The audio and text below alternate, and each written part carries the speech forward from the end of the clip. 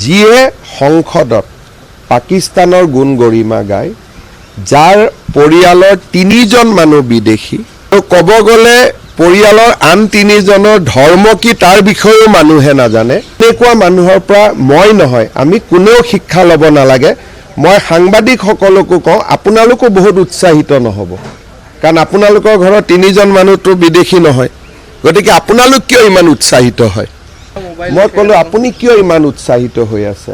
আপুনি সুধিব লাগে, মোৰতো মোবাইল 4জনৰ 3জন বিদেশী, আৰু সেইজন মানুহৰ প্ৰশ্ন আপোনালোকে সুধিছে মুখ্যমন্ত্ৰীক। গতিকে আপোনালোকে নিজৰ বিষয়ে অলপ আইনাত নিজৰ বিষয়ে নিজক চাওকচোন। আৰু আমিতো গোটেই বিদেশী খেদাৰে আন্দোলন কৰি আছোঁ।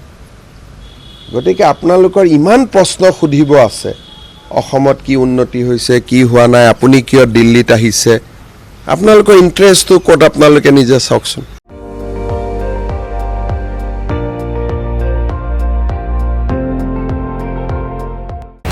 আপুনি চাই আছে ND24, সৰ্বশ্ৰেষ্ঠ নহয় সৰ্বোত্তমৰ দৌৰ।